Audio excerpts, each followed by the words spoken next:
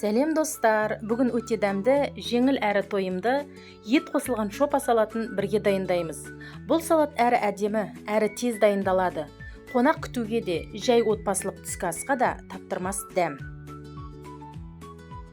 Алдымен пешті 220 градусқа дейін қыздырып қоямыз. Тәтті болгар бұрыштарын екіге бөліп, ішін тазалап аламыз.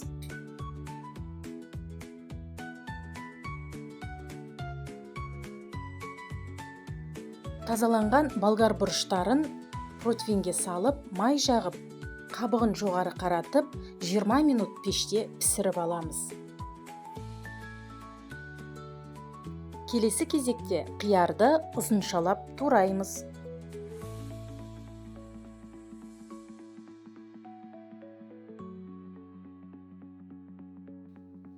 Қызыл пиязды қабығын тазалап, жарты дөңгелек түрінде жіңішкелеп тураймыз.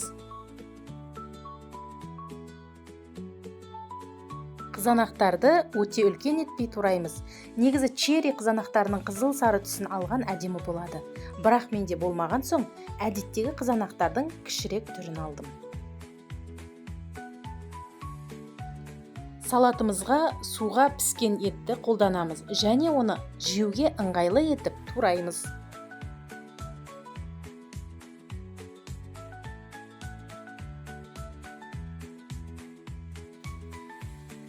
Піскен болгар бұрыштарын противеннен түсіріп ыдысқа салып, ас пленкамен бетін жауып 10 минутқа қалдырамыз. Содан кейін қабығын аламыз.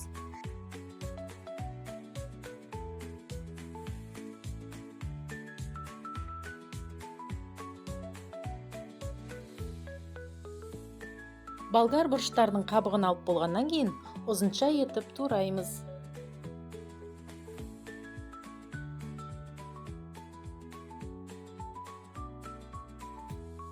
Лимонды екіге бөліп, шырынын сығып аламыз.